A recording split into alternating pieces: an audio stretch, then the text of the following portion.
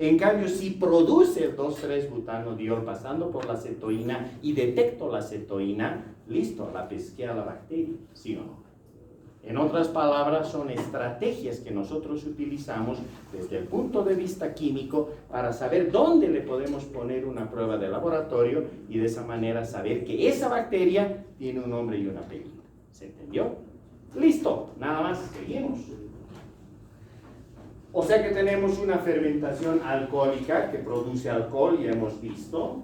Tenemos, perdón, me he ido una lámina muy rápido, una fermentación homoláctica que produce ácido láctico, desde ya. Pero además tenemos fermentaciones heterolácticas. En la homoláctica la bacteria solo fabrica ácido láctico y nada más. En cambio, las heterolácticas, además del ácido láctico, pueden, por ejemplo, producir anhídrido carbónico, CO2. Pueden producir ácido fórmico, pueden producir ácido acético. Y ahora lo trasladaremos a lo que sabemos. El ácido fórmico lo encontramos en ¿quiénes fundamentalmente?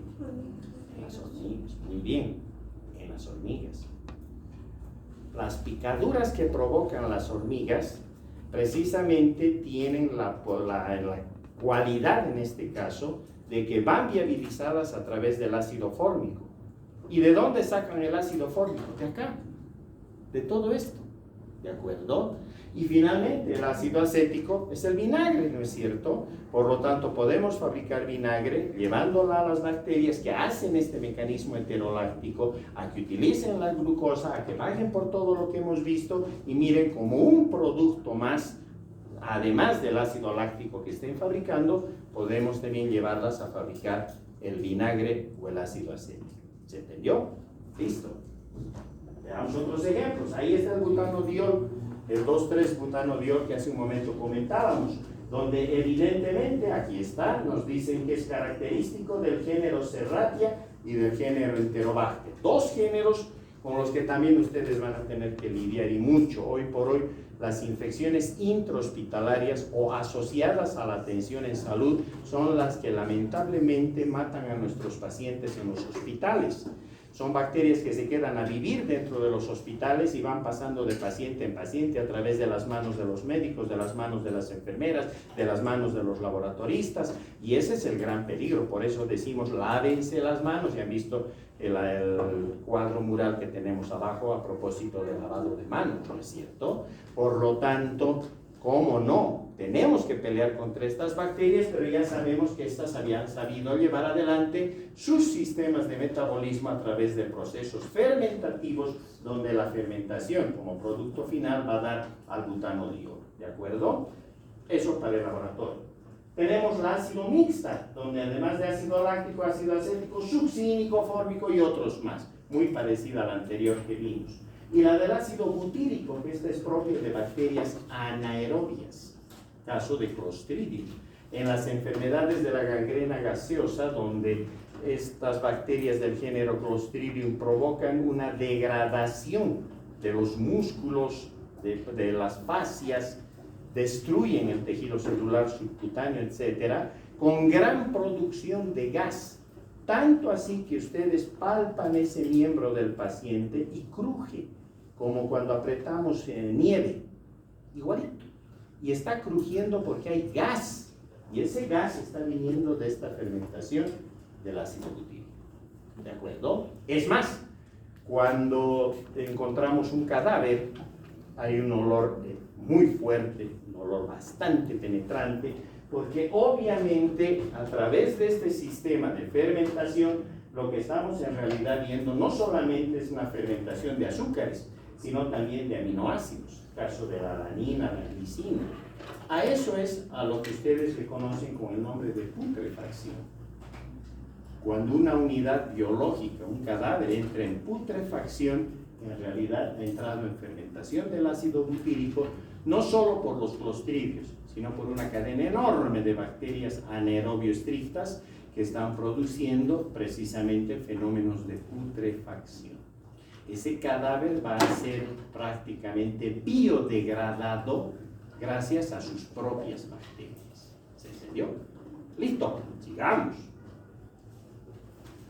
Pero también tenemos una fermentación interesante, la del ácido propiónico, porque esta es bien típica de bacterias, como es el caso de los estafilococos.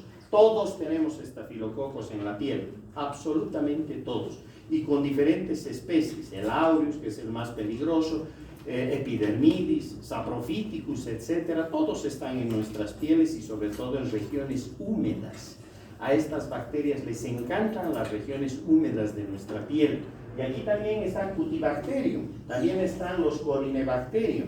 Bueno, todas estas bacterias tienen la capacidad precisamente de localizarse, por ejemplo, a nivel de lo que correspondería a la región axilar.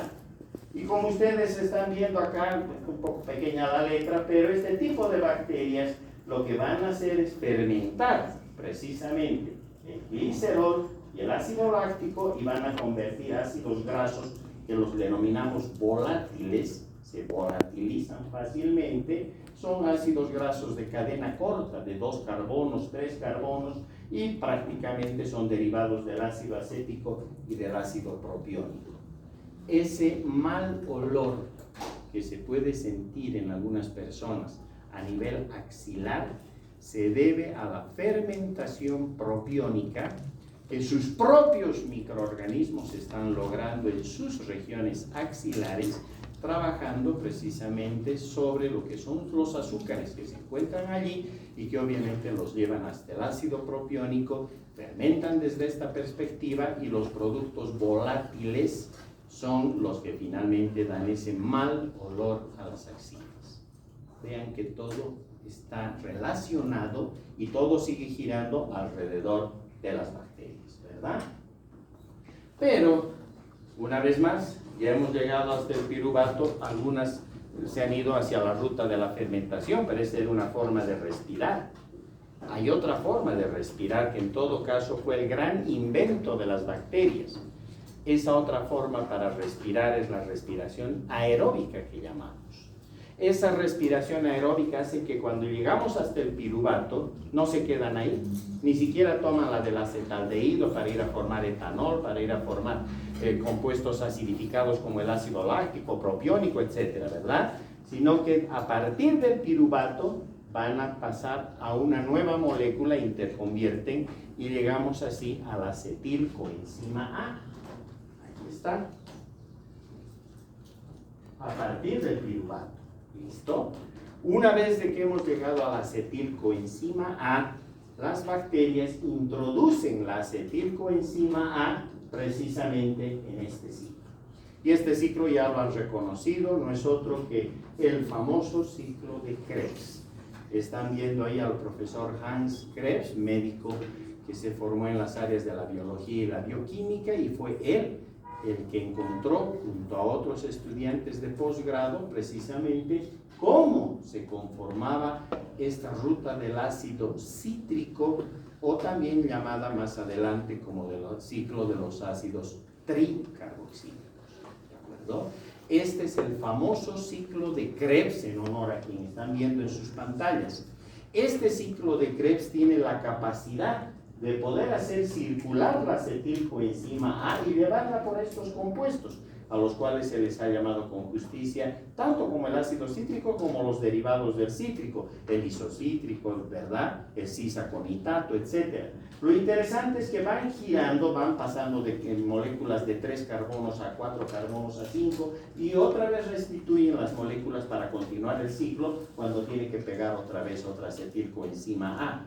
Pero ¿qué es lo interesante en todo esto? Fíjense cómo en determinados pasos, aquí está, se va a formar otra vez la fuerza reductora. Aquí está el NAD y obviamente va a formar la fuerza reductora necesaria para poder llevar el ciclo adelante y no se oxide completamente. Ah, pero hay otra cosa más que va a suceder aquí. Fíjense cómo acá se empiezan a generar hidrogeniones. Y hemos hablado de los hidrogeniones en la primera lámina de la clase anterior, ¿recuerdan? Se están produciendo los hidrogeniones, ¿verdad? Pero no solamente van a ser estos los que están viendo aquí, sino que nosotros podemos ver que aquí también se producen, tanto en el paso del succinato hacia el fumarato, como en el paso del malato al oxalacetato se están produciendo hidrogeniones. Lo interesante de esto, vamos a dar un pasito más, es de que estos hidrogeniones se liberan, son electrones, ¿cierto? Y estos electrones tampoco se pueden perder porque ya saben que estamos en la primera ley de la termodinámica, ¿verdad? Aquí no hay magos, no hay brujos, no podemos hacer desaparecer un electrón o hacerlo aparecer allá, no se puede, ¿verdad? Son los mismos que los vamos simplemente ir transformando. ¿Qué pasa con los electrones? Aquí están los hidrogeniones como tales. Estos, una vez que han girado por completo y se han liberado los electrones, saltan a lo que se llama la cadena respiratoria bacteriana. Y ahí hay un gran arquero que es la coenzima Q. Los captura, los empieza a mover y lo único que hace la coenzima Q es prácticamente dotarles de la posibilidad de que salten los electrones a todo un sistema de citocromos como están viendo aquí. Los citocromos son complejos que las bacterias han ido inventando en el camino y que funcionan como una especie de ruedas simplemente que están girando, ruedas eléctricas, para que los electrones vayan saltando por estas ruedas. Saltan por el primer citocromo, saltan al segundo citocromo y al tercer citocromo y finalmente los electrones, fíjense, van a llegar hasta el punto final. Pero los acompañaremos, ¿verdad? Aquí está el electrón, el par de electrones. Miraremos qué es lo que hace. Veamos. Va a ir saltando. Y está pasando ahora ya por todo el sistema de la citocromo oxidasa. Y finalmente, miren, va a llegar hasta aquí. Necesariamente a engancharse con el oxígeno. Ahora se entiende la definición de aeróbico.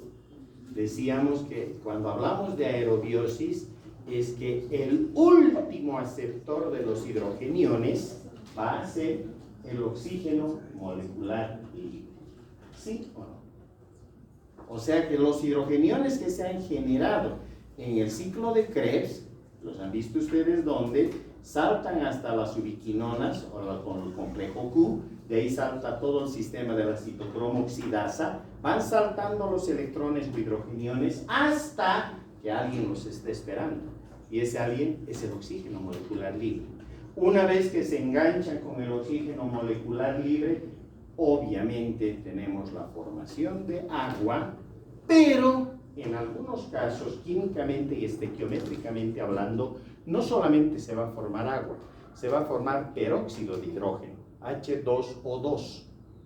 De hecho, en muchas bacterias pasa este fenómeno. El problema es que si se hubieran quedado en el H2O2 se morían, es el agua oxigenada, ¿verdad? Miren cómo todavía han mutado un pasito más las bacterias y han logrado establecer un sistema de peroxidasas y de catalasas que se encargan de clivar el peróxido de hidrógeno, el H2O2, dejando simplemente el H2O, el agua, y liberando oxígeno. Ese oxígeno que se libera, ¿dónde va a ir? A reciclar este proceso.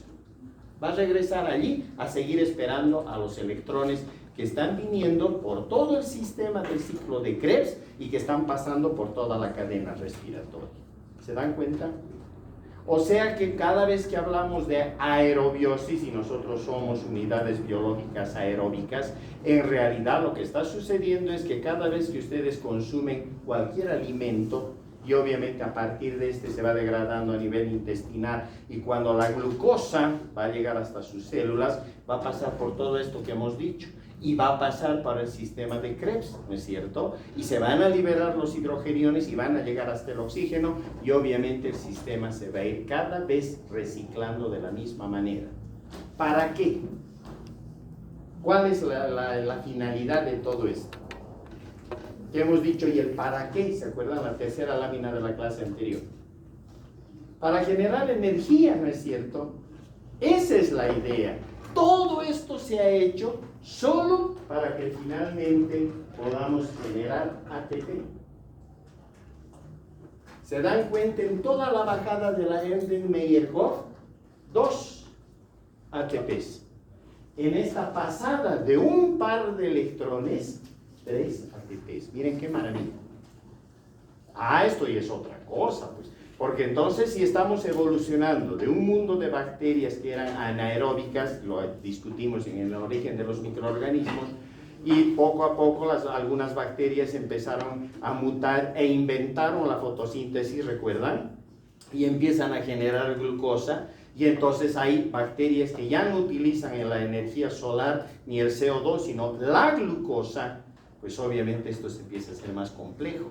Y van avanzando y cada vez van evolucionando hasta llevarnos a estas formas aeróbicas, en un mundo ya aeróbico, donde la generación de ATP es tan grande, ¿verdad?, que si sumamos todos los ciclos que están sucediendo a partir de un mol de glucosa, llegamos a obtener hasta 38 moles de ATP, ¿sí o no? 38 ATPs, ¿sí o no?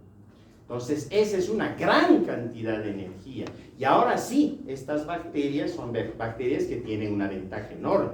Es más, si empiezan a formar coacervados, si empiezan a formar agregados, puede empezar a dividirse el trabajo, porque tienen energía. Ya no hay problema. Sus baterías biológicas están bien cargadas y por lo tanto podemos avanzar a la complejidad de los sistemas vivientes. ¿Se entendió? Para eso estudiamos esta parte, para poder finalmente entender y ver que evidentemente esto, que los aerobios necesitan al oxígeno como último aceptor de sus hidrogenados. Hay todavía, lógicamente, definiciones que tenemos que manejar. Sí, un anaerobio. El anaerobio no requiere del oxígeno libre para que pueda esperar o recibir a sus electrones. Ya vamos a ver cómo lo hacen. Lo hacen de una manera mucho más rápida y sencilla. ¿Listo? Porque obviamente también generan menos ATP, ¿no es cierto? La otra posibilidad es que sean anaerobios facultativos. Y aquí esto sí que tiene la tremenda ventaja, porque es como si se hubiesen quedado atrapados en la frontera entre lo aerobio y lo anaerobio estricto. Pero qué bien por ellas, porque se adaptan mejor. Cuando hay oxígeno, respiran, o sea, hacen todo esto. Y si el oxígeno se depaupera por cualquier motivo, no se hacen problema, cambian el switch y encienden el switch de la fermentación, ¿no es cierto? Y empiezan a fermentar. Ah, pero como nosotros tenemos pasado microbiano, aunque seamos macrobios, nuestros músculos esqueléticos funcionan así. Nuestros músculos esqueléticos consumen glucosa y están trabajando aeróbicamente. ¿De acuerdo? Pero ¿qué pasa si empezamos todos a participar de una maratón y vamos desde aquí corriendo hasta Chicarriba y volvemos? No vamos a poder respirar y poder introducir la suficiente cantidad de oxígeno para que se pueda dar todo este fenómeno, ¿verdad? Si así fuere, moriríamos. Pero ¿qué hacen nuestros músculos? No se hacen problema. Cambian el switch, dejan de respirar y empiezan a fermentar. Y entonces cuando llegamos hasta aquí cansados, molidos y dejamos de correr, al rato empieza el dolor en los músculos. Y los periodistas deportivos ya han aprendido, ¿verdad? Dicen, este jugador ya no puede más, acumuló demasiado ácido láctico. ¡Claro que sí! Porque ha fermentado su masa muscular. Y al fermentar, hemos dicho, si ha hecho una fermentación homoláctica, ¿qué va a fabricar? Ácido láctico. Y el ácido láctico se va a acumular en la masa muscular, va a obviamente irritar las terminaciones nerviosas y el resultado es el todo. ¿Se dan cuenta? Todo es bioquímico, todo tiene una explicación molecular. ¿Listo? Y todavía podemos encontrar una categoría más, los microaerófilos. Estos en realidad sí utilizan oxígeno, pero por debajo de la presión, de la tensión, llamaremos estándar. O sea que si el oxígeno baja en la cantidad necesaria no se hacen problema, estos microaerofílicos trabajan perfectamente, llevan adelante sus procesos y no tienen mayor inconveniente. Lo que más vemos en el mundo de la medicina son bacterias aeróbicas, caso del Mycobacterium tuberculosis, el agente de la tuberculosis. Vemos bacterias anaerobias o anaerobio estrictas, Clostridium, contra el que hay que pelear tanto cuando infectan a nuestros pacientes, o vemos bacterias anaerobio facultativas, el caso de los enterobacterales, Escherichia coli, Enterobacter, que viven en nuestros intestinos y que cuando hay oxígeno utilizan el oxígeno. Baja el oxígeno, cambian y empiezan a fermentar. ¿De acuerdo? Listo, miren qué sencillo se va haciendo de esta manera, porque aquí ya solamente está el cálculo energético, ni le presten mayor atención, que ustedes lo van a ver con mucho detalle en bioquímica, simplemente para llegar a hacer ese cálculo de más de 30 ATPs que vamos a generar por cada mol de glucosa, ¿verdad? Ahí está precisamente la estructura final. Y ahora yo ya puedo entender esto. Si esta lámina me la ponían al inicio de la charla, el día lunes, hubiésemos dicho, ¿y qué es esto? Pero en cambio ahora sí la podemos entender, porque en realidad están viendo aquí una bacteria. Esta bacteria ha utilizado la glucosa por la ruta glicolítica, ha generado sus 2 ATPs, ha avanzado hasta piruvato. Aquí está el piruvato, ha transformado la acetilcoenzima A, ¿no es cierto? Hay una piruvato deshidrogenasa que la lleva a la acetilcoenzima A, ha entrado al ciclo de Krebs que acabamos de ver, se han generado más moléculas de ATP, pero sobre todo lo que nos interesan son los hidrogeniones que se están generando, y esos hidrogeniones van a entrar a todo el sistema de citocromo oxidasa, etcétera, por el cual finalmente van a llegar hasta el oxígeno. Lo interesante es que además las bacterias han descubierto otra cosa, y es de que aprovechando esta fuerza, en la medida que van generando ATP, empiezan también a mover los electrones hacia el exterior de la bacteria, empiezan a eliminar hidrogeniones hacia el exterior de ellas. Y gracias a eso se sigue generando también más ATP. Funcionan las famosas bombas de ATPase. Por ejemplo, esto. Bien. Aquí están los hidrogeniones. Y lógicamente, en la medida que estos hidrogeniones se van liberando, las bombas de ATPasa van funcionando y van generando más ATP. A eso le llamamos la fuerza protónica. Estos son protones, ¿verdad? Y esos protones, además, le dan movimiento a los flagelos. Cuando han estudiado ustedes los flagelos bacterianos y que se mueven gracias a esto.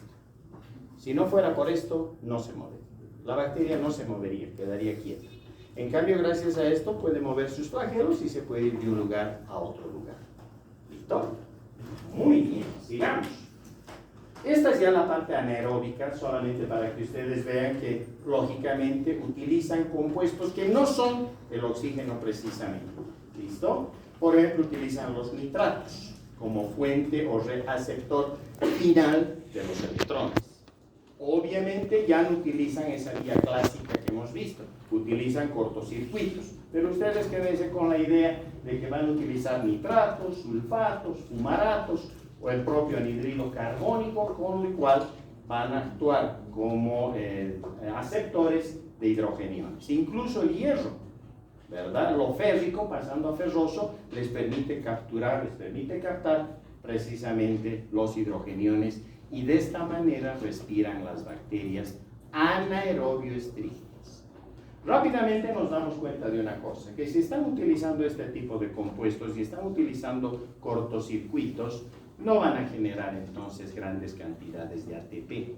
De hecho, las bacterias anaerobioestrictas serían una especie de accidente en el mundo de las bacterias, ¿verdad? Un recuerdo del mundo ancestral, donde con poquito ATP podían sobrevivir, y lo mismo están haciendo ahora.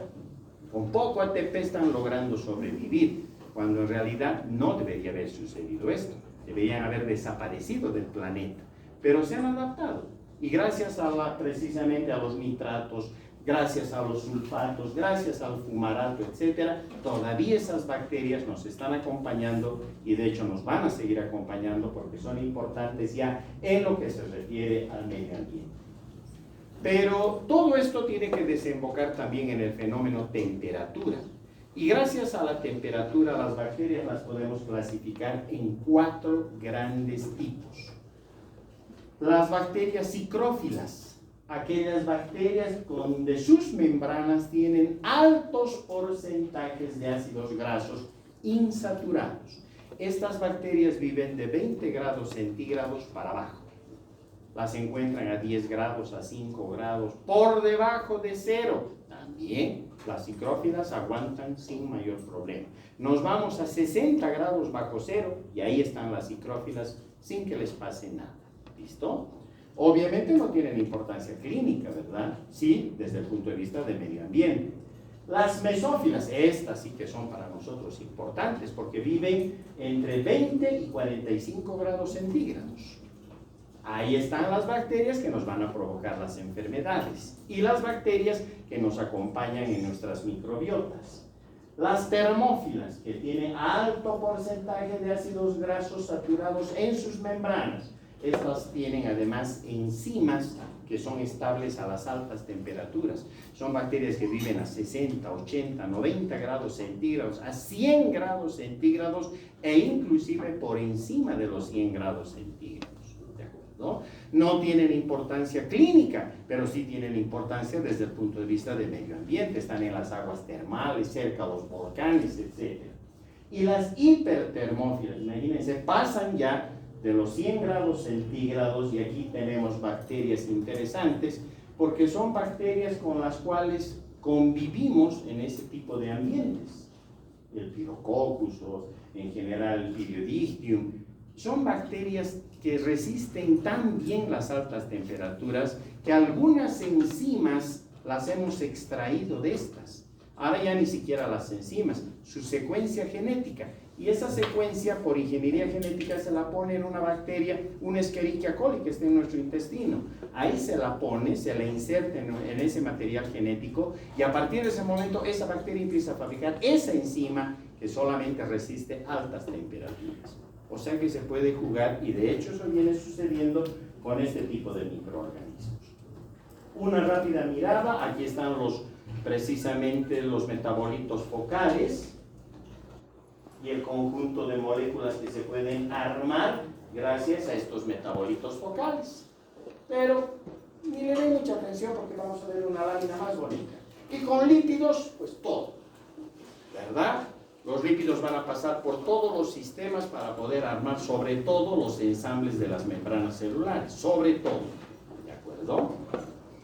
Vamos una más. Y aquí sí, lo integraremos todo.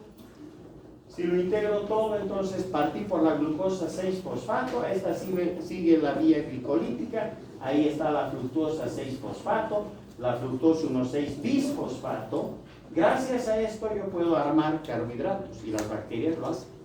Las bacterias utilizando estos pasos pueden precisamente sin problemas armar sus hidratos de carbono. Por eso la glucosa 6-fosfato es uno de sus metabolitos focales. Si continuamos, vamos a llegar al gliceraldehído 3-fosfato. Este gliceraldehído 3-fosfato puede entrar o ser producto de las pentosa-fosfatos, ¿verdad? De la vía de las pentosa-fosfatos. Con las pentosa-fosfatos, porque se forma la ribulosa, la gilulosa, etc., se arman los ciliares para el DNA y el RNA. Si siguen girando estos, todavía puede entrar siempre dentro de las hexosas monofosfatos, armar la eritrosa 4-fosfato. Y con la eritrosa 4-fosfato también estoy armando ciliares que me sirven para la tirosina y para el triptófano. ¿De acuerdo? Veremos más atrás. Obviamente, si son aminoácidos, me sirven para armar proteínas. Teníamos a la dihidroxiacetona fosfato, si bien puede pasar al gliceraldehído 3-fosfato, pero también entra en el ciclo del glicerol de los lípidos y con ello tengo formación de lípidos en las bacterias. Por otra parte, puedo formar ácidos grasos y finalmente, sobre la base del gliceraldehído 3-fosfato, llegamos, hemos dicho, al fosfoenolpiruvato. Con el fosfoenolpiruvato puedo armar aminoácidos, sí. Puedo armar, por ejemplo, alanina, valina e isoleucina. En tanto que sobre el mismo fosfoenolpiruvato sabemos que es el intermediario a los piruvatos. Y con los piruvatos ya sabemos que nosotros podemos construir fenilalanina y, cómo no, siempre vamos a ingresar a la acetilcoenzima A. Si entro a la acetilcoenzima A, me sirve para armar ácidos grasos también. Y de hecho, parte del ciclo de Krebs es el alfa-cetoglutarato, que es el cuarto metabolito focal. Están en colores, vean ustedes. Y con el alfa-cetoglutarato armo precisamente lo que es el ácido glutámico, la glutamina, la arginina y la prolina. Finalmente, trabajando siempre sobre estos niveles, voy a tener al oxalacetato. Con el oxalacetato tengo ya todo el juego de metabolitos focales. Con el oxalacetato las bacterias pueden fabricar también aminoácidos. Fabrican el aspartato, la asparagina, la metionina, la lisina, la treonina y la isoleucina. Todos estos, como siempre, sirven para armar proteínas. ¿Sí? Así que vean ustedes, si integramos todo, una vez más, ahora sí se entiende por qué la glucosa 6-fosfato, por qué el fosfoenol piruvato, por qué el alfa-cetoglutarato y por qué el oxalacetato reciben los nombres en general de metabolitos focales. ¿Se entendió? Perfectamente.